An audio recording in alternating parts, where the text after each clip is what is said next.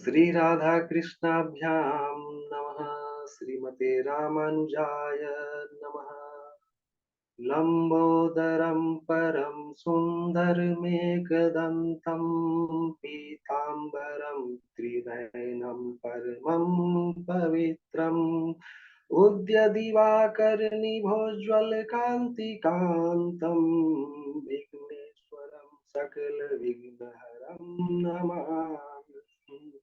शरीरं स्वरूपं ततो वकलत्रं यशश्चारुचित्रं धनं मेरुतुल्यं मनश्चैनलग्नं श्रीगुरुरङ्घ्रिं पद्मे ततः किं ततः किं ततः किं ततः किं नारायणं नमस्कृत्य नरं चैव नरोत्तमं देवीं सरस्वतीं व्यासं ततो जयमुदीरये।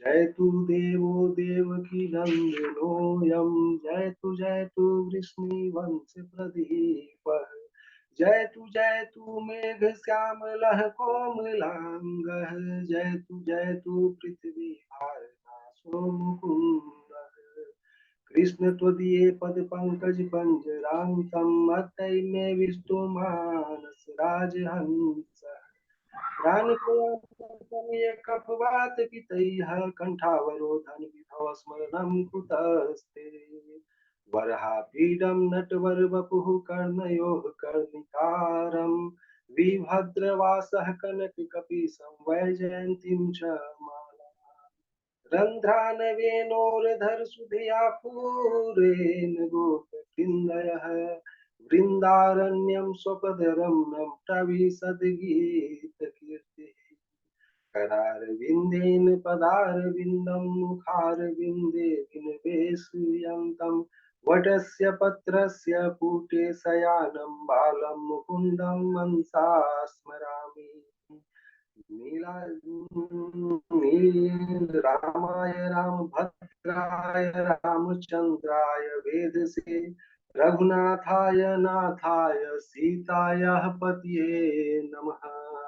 नीलाम्बुश्यामलकोमलाङ्गं सीतासमारोपितवामभागं पाणौ महासायक चारुचापं नमामि रामं रघुवंशनाथम् शान्ताकारं भुजगशयनं पद्मनाभं सुरेशं विश्वाधारं गगनसदृशं मेघवर्णं शुभाङ्गम् लक्ष्मीकान्तं कमलनयनं योगिभिर्ध्यानगम्यं वन्दे विष्णुं भवभयहरं सर्वलोकैकनाथम्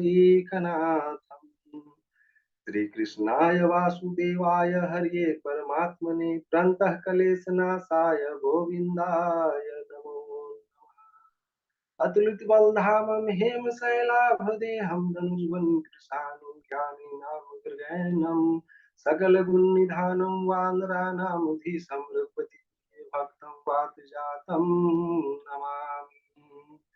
जय जय राधा रमन जय जय नवल किशोर जय गोपी चित चोर प्रभु जय जय माखन चोर भक्त भक्ति भगवंत गुरु चतुर नाम बपू एक इनके पद वंदन किए नासत विघ्न अनेक नासत विघ्न अनेक।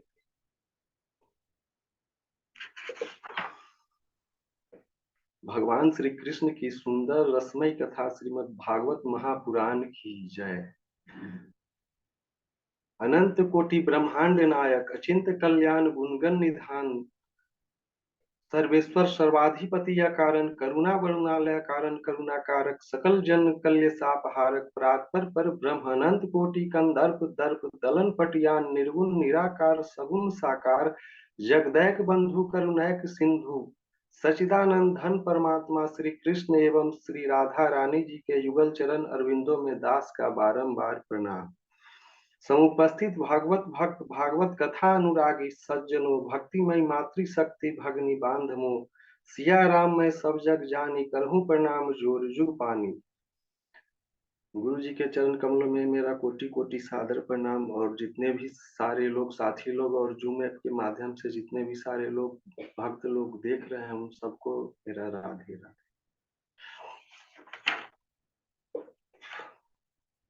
ये मानवः पापकृतस्तु सर्वदा सदा दुराचारता विमार्गे गाः क्रोधाग्नि दग्धा कुटिलाश्च कामिनः सप्ताह यज्ञेन कलौ पुनन्ति ते।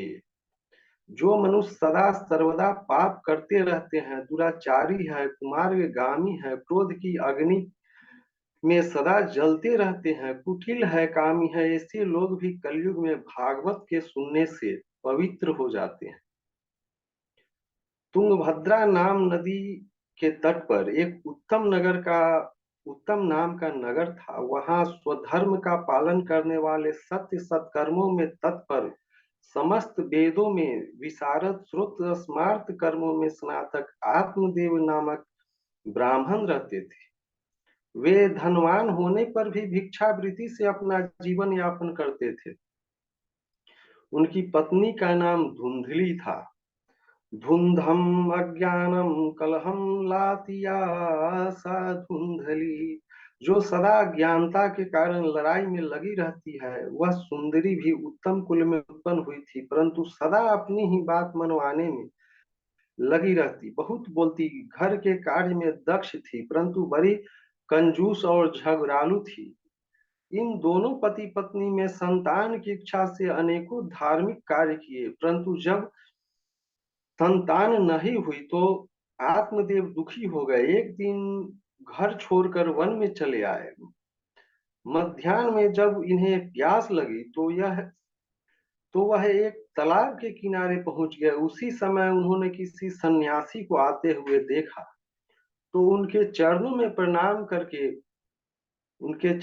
प्रणाम किया और लंबी लंबी सांस लेकर रोने लगे। सन्यासी ने कहा, ब्राह्मण देवता क्यों रो रहे हो? तुम्हें कौन सा दुख है? मुझसे अपने दुख का वर्णन करो। मुझसे अपने दुख का वर्णन करो। आत्मदेव ने कहा, महाराज, मैं अपने दुख का क्या वर्णन करूं? मेरा कोई संतान नहीं है, जिसके कारण मेरे पिता मेरे दिए हुए जलांजलि को चिंताजनक श्वास से गर्म करके पीते हैं। मैंने जो गाय पाली है वह भी बंध्या हो गई। जो वृक्ष लगाता हूँ उसमें भी फल नहीं लगते, और यहाँ तक जो फल बाजार से खरीद कर लाता हूँ वह भी शीघ्र नष्ट हो जाते हैं। ऐसे जीवन से क्या लाभ? इसलिए मैं प्राण त्यागने के लिए वन में आया हूँ। सन्यासी ने आत्मदेव की ललाट की रेखा देखा और कहा, सप्त जन्मावधि तव पुत्र नैव च नैव च। ब्राह्मण देवता, इस जन्म में तो क्या, अगले 7 जन्मों तक तुम्हें कोई संतान सुख नहीं है, मिलने वाला भी नहीं है। राजा सागर के 6000 पुत्र थे।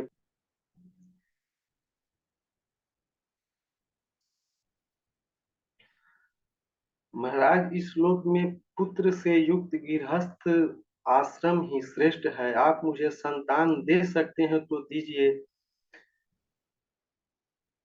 अन्यथा मैं आपके चरणों में सर पटक पटक कर अपने प्राण त्याग दूंगा।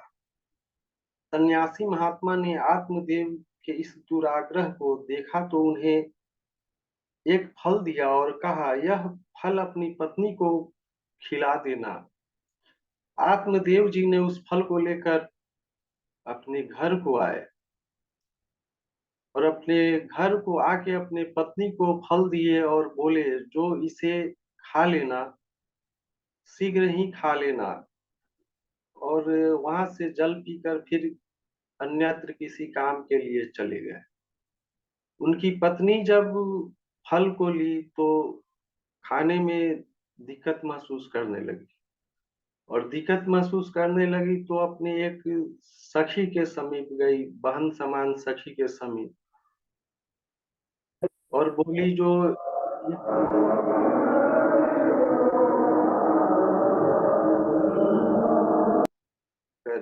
कि खा लेने से बच्चा होगा, पुत्र होगा ही, और हम इसे खाना नहीं चाहते हैं, कैसे बाबा का है? नहीं है। तो वो फल लेकर उनके पास जो गाय थी वहां पे वो डाल दी, और वो गाय माता उस फल को खा ली थी, और उनसे, अपनी सखी से बहुत सारी वार्तालाप करने लगी। कहने लगी, अरे सखी, देखो मेरे पति न जाने कहाँ से यह फल लेकर आए हैं और मैं मुझे खाने के लिए दिए थे, और यह फल हम यहाँ डाल दे रहे हैं। फल खाने से भी संतानें होती है क्या? अपने सखी से बात करने लगी कि फल खाने से भी संतानें होती है क्या? उनकी सखी बहुत सारी बात उनसे करते हुए उनको भटकाती रही, और वो भी बोल रही थी जो जब फल खाएंगे और गर्भ जब रह जाएगा तो काम करने में भी दिक्कत होगी, शरीर कमजोर हो जाएगा। जब शरीर में शक्ति ही नहीं रहेगी तो मैं घर का काम कैसे करूंगी? अपने सखी से वार्तालाप करने लगी। सुखदेव सुखदेव के समान मेरे गर्भ में ही रह गया, यदि सुखदेव के समान मेरे गर्भ में ही रह गया। अपने सखी से बात कर रही थी कि यदि सुखदेव जी के समान ही फल खाने के बाद मेरे गर्भ में ही रह गया, नहीं निकला, तो कितना कष्ट होगा, कितना दिक्कत का सामना करना होगा। इसलिए हम इसको नहीं खा पाए, और वो फल नहीं खाई। बिन संतान उत्पन्न करने में स्त्रियों को बहुत पीड़ा सहनी पड़ती है, बहुत ज्यादा दिक्कत होता है। इसलिए वो नहीं चाह रही थी कि हम फल खाएं और हमें संतान हो। संतान का लालन पालन करने में भी बहुत कष्ट उठाना पड़ता है। ये तर्क अपने सखी से करते हुए, बहुत सारी बातें करते हुए बहुत देर वहां पे बिताई। जब उनके पति आत्मदेव ने पूछा फल खा लिए हो, धुंधली ने कहा हाँ खा लिया। एक दिन धुंधली की बहन उसके घर आई। बहन ने कहा धुंधली क्या बात है, मुझसे कहो इतने दुखी क्यों हो, मुझसे कहो इतनी दुखी क्यों हो। धुंधली की बहन उनसे पूछने लगी, सारी घटना कह सुनाई। बहन ने कहा धुंधली दुखी मत हो, मेरे पेट में गर्भ है, मेरे पति को बहुत सा धन दे देना और मेरे जो संतान होगा वो तुम ले लेना। धुंधली की बहन उनसे बोली। धुंधली इस पे मान भी गई। समय आने पर बहन के यहाँ एक बालक हुआ। उसने अपने पति के हाथों से बालक को धुंधली के यहाँ पहुंचा दिया। धुंधली ने आत्मदेव को सूचना दी कि बालक सुख पूर्वक हो गया। धुंधली अपने पति से झूठ बोली कि बालक हो गया, लेकिन धुंधली को असल में अपने गर्भ से बालक हुआ नहीं था। आत्मदेव ने जैसे ही सुना कि पुत्र हुआ है, प्रसन्न हो गए। ब्राह्मणों को बहुत सा धन दिया। नाम रखने के लिए नामकरण संस्कार किया। बालक का नामकरण संस्कार किया, और जब नाम रखने लगे तो धुंधली ने कहा 9 महीने तक तो मैंने इसे अपने गर्भ में रखा है, तो इसका नाम भी मैं ही रखूंगी। मेरा नाम धुंधली है तो इसका नाम धुंधकारी होगा। धुंधम कलहम कलेश करोति कास्यति सह सह धुंधकारी। जो स्वयं तो लड़े और दूसरों को भी लड़ाए उसे धुंधकारी कहते हैं। 3 माह के पश्चात गाय ने भी एक सुंदर बालक को जन्म दिया, जिसका संपूर्ण शरीर मनुष्य का था और कान गाय का ही था, और गाय के समान ही उसका कान हो गया। इसलिए आत्मदेव ने उसका नाम गोकर्ण रख दिया।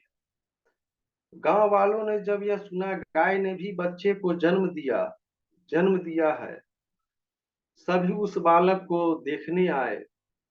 कहते आज आत्मदेव का भाग्य उदय हुआ है, जो गाय ने भी देवता के समान बच्चे को जन्म दिया। जब यह दोनों बड़े हुए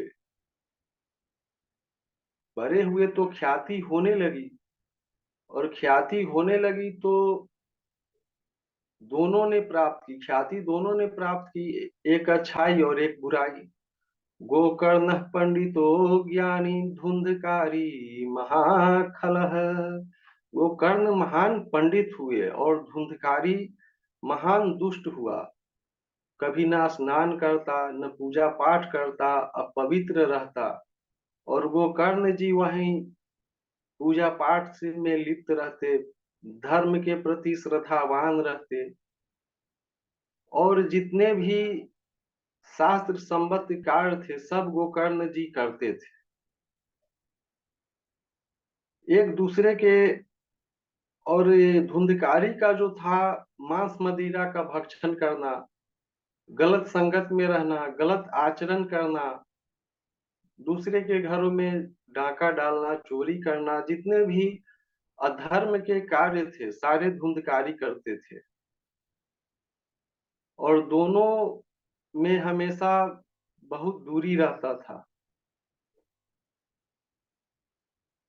आत्मदेव जी ने बहुत समझाने का कोशिश किया, लेकिन धुंधकारी सही रास्ते पे नहीं आ पाए, जिससे आत्मदेव को बहुत कष्ट हुआ। वह सोचने लगे कहाँ जाऊं, क्या करूं। उसी समय ज्ञानी गोकर्ण जी वहां पधारे। उन्होंने पिता आत्मदेव को वैराग्य का उपदेश दिया। पिताजी, यह संसार सराहनीय है, दुख देने वाला है और मोह मोह में डालने वाला है। इस संसार में किसका पुत्र और किसका धन सभी स्नेह के कारण निरंतर निरंतर जल रहे हैं। ये संसार किसी का नहीं है। इससे भी अच्छा है जो आप वैराग्य ले ले। गोकर्ण जी ने अपने पिताजी को वैराग्य का उपदेश दिए। न चेन्द्रस्य सुखम कीचिन सुखम चक्रवर्तिनः सुखमस्ति विरतस्य मुनेरेकांत जीविनः। इन संसार में ना तो इंद्र को सुख है और ना चक्रवर्ती को सुख है। कोई सुखी है तो वह एकांत जीव, एकांत जीवी विरक्त महापुरुष ही सुखी है। दीन कहे धनवान से, दीन कहे धनवान सुखी, धनवान कहे सुख राजा को भारी। राजा कहे महाराज सुखी, महाराजा कहे सुख इंद्र को भारी। इंद्र कहे चतुरानन सुखी, चतुरानन कहे सुख शिव को भारी। तुलसी जी जान विचारी, कहे हरि भजन बिना सब जीव दुखारी। संत कहते हैं, कोई तन दुखी, कोई मन दुखी, कोई धन भी न रहत उदास। थोड़े थोड़े सब दुखी, सुखी राम के दास। पिताजी, संतान संतान रूपी अज्ञानता का त्याग कर दीजिए और सब कुछ छोड़कर वन में चले जाइए। पिता आत्मदेव ने कहा, बेटा वन में जाकर मुझे किस प्रकार का साधन भजन करना चाहिए यह बताते हुए कृपा करो, यह बताने की कृपा करो। गोकर्ण जी कहते हैं, अनस्य दोष गुण चिंतन मासु मुक्त्वा सेवा कथा रस महो नितराम पीव त्वम।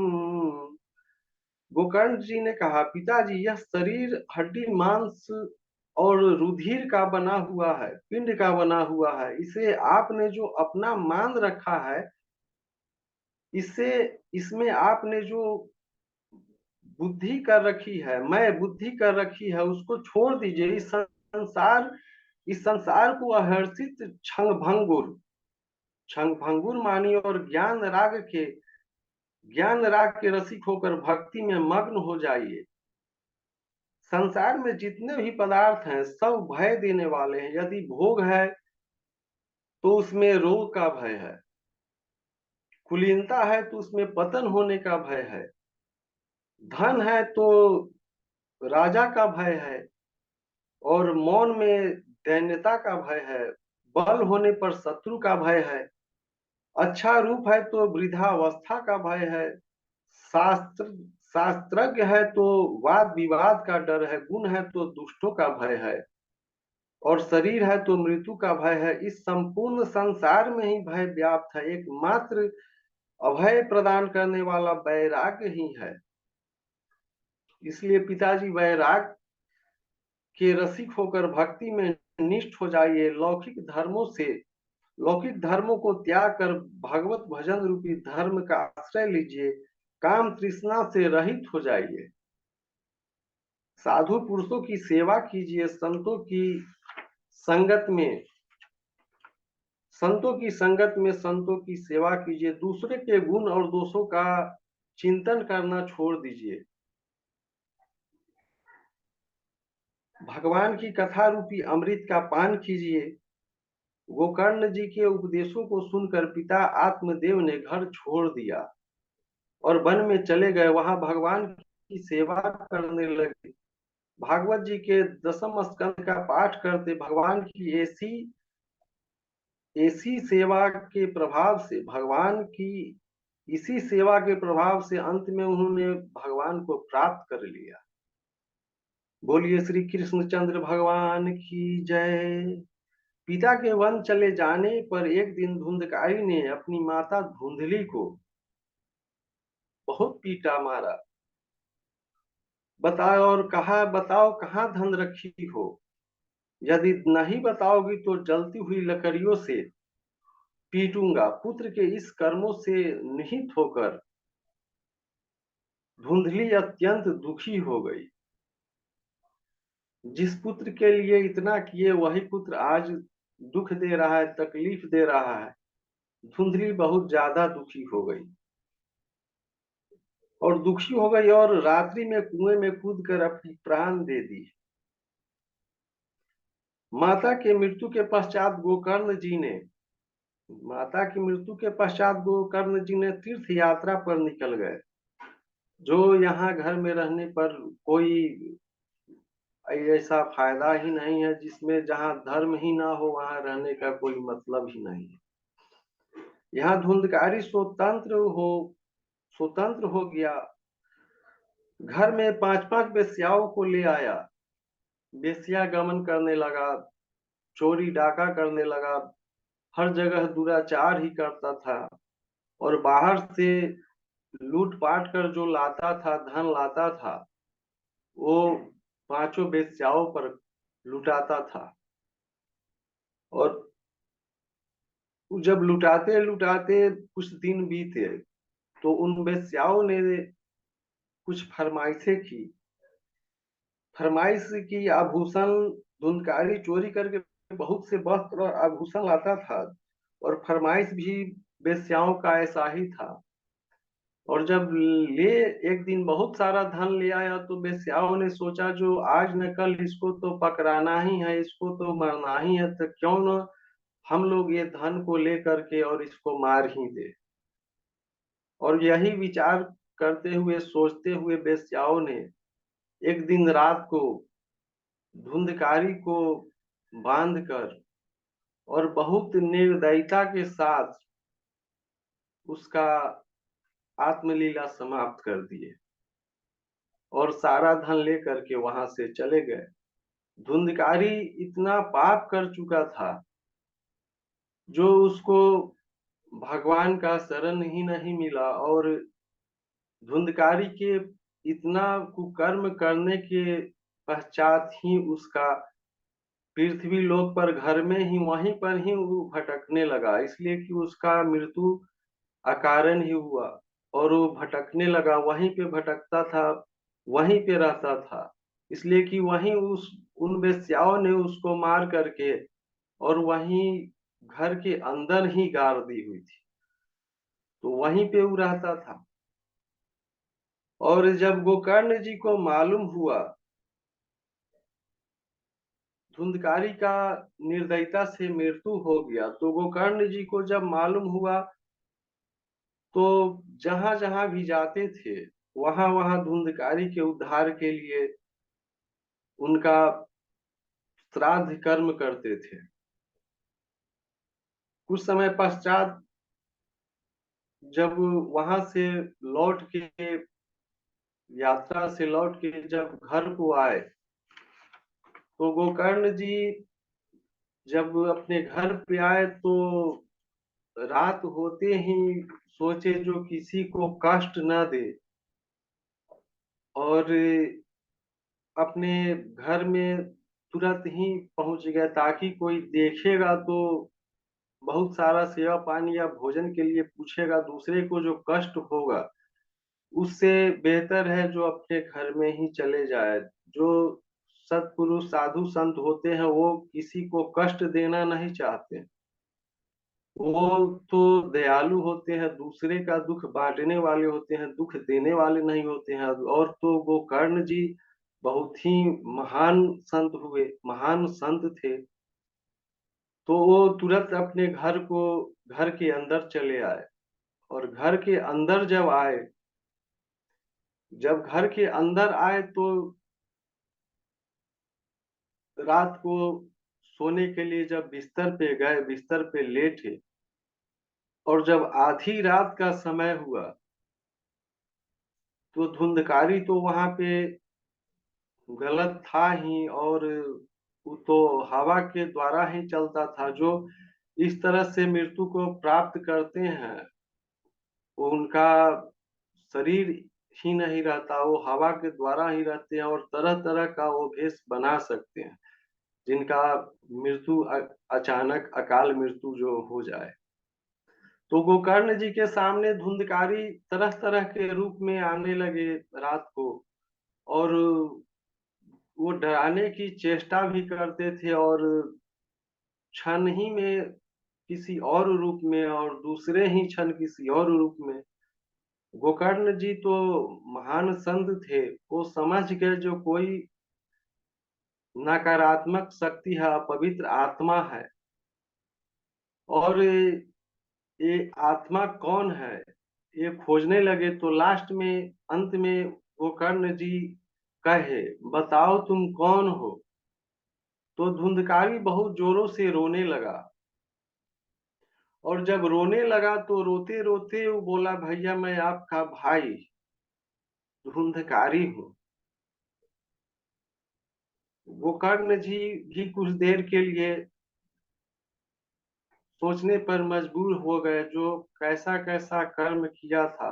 गोकर्ण जी भी पहले जिंदा में, जिस समय दोनों भाई माता पिता के सानिध्य में ही रहते थे, तो बहुत समझाते थे, भाई ऐसे मत करो, भाई ऐसे मत करो। लेकिन धुंधकारी तो मानते नहीं थे। तो आज गोकर्ण जी को वो भी याद पड़ रहा था जो कितना समझाते थे, फिर भी माने नहीं, और अपने दुराचार के कारण इस तरह का योनि में भटक रहे हैं। और भाई तो भाई होता है। गोकर्ण जी को भी बहुत तकलीफ हुआ, बहुत दुख हुआ। गोकर्ण जी सोचने लगे जो अब क्या करें। और धुंधकारी रोते रोते बहुत सारा विनती किया, भैया हमें बचा लो, भैया हमें मुक्ति दिला दो। और जब भाई ऐसे कहे तो कोई भी भाई रह नहीं पाता है, तो गोकर्ण जी कैसे रह। तो गोकर्ण जी बोले, ठीक है हम उपाय करते हैं, आप शांत हो जाइए, शांत रहिए। और गोकर्ण जी खोजने लगे, और खोजते खोजते ऋषि मुनियों से, संतों से बहुत सारे जगह उन्होंने उपाय पूछा। और जब उनको कुछ ऐसा नहीं दिख पाया तो एक दिन वो अपने तपोबल से सूर्य के गति को ही रोक दिए। और जब सूर्य के गति को रोक दिए तो उस समय उनको बतलाया गया, जो आप श्रीमद् भागवत का कथा करवाइए, जिनसे इनका उद्धार होगा। भागवत जी ऐसे हैं जो किसी भी पापी मनुष्य को सुना दिया जाए, और दिलो भाव से और विधिवत अगर सुन लिया जाए, तो ऐसा कहा गया है कि नर्क जाने का कोई उपाय ही नहीं बच पाता है। और विधिवत जो सुन पाते हैं, जो भी श्रोता सुन पाते हैं, वो नर्क नहीं जाते हैं, ऐसा कहा गया है। भागवत जी तो साक्षात भगवान ही है। तो भगवान के जिस शरण में जो चले जाए उनको नर्क हो ही नहीं सकता है। जब एक बार राम कहने से, श्याम कहने से हरि कहने से, नारायण कहने से आदमी तर सकता है, तो श्रीमद् भागवत पूरा सुनने, विधिवत सुनने से तो आदमी स्वयं हरिलोक में ही पहुंचता है। तो गोकर्ण जी श्रीमद् भागवत की कथा करवाए, और धुंधकारी तो वायु था, उनको तो शरीर था ही नहीं, और शरीर था नहीं तो पहले दिन ही सुनने के लिए बहुत इधर उधर भटकने लगे। और गोकर्ण जी कथा के ही सम्मत में उनको इधर उधर देख भी रहे थे, और देख भी रहे थे, महसूस भी कर रहे थे, जो इधर भटक रहे हैं, यहाँ भटक रहे हैं। उसी समय धुंधकारी को एक बांस टूटा हुआ दिखा, जिसमें 7 गिरह था, जिसमें 7 गांठें थी। तो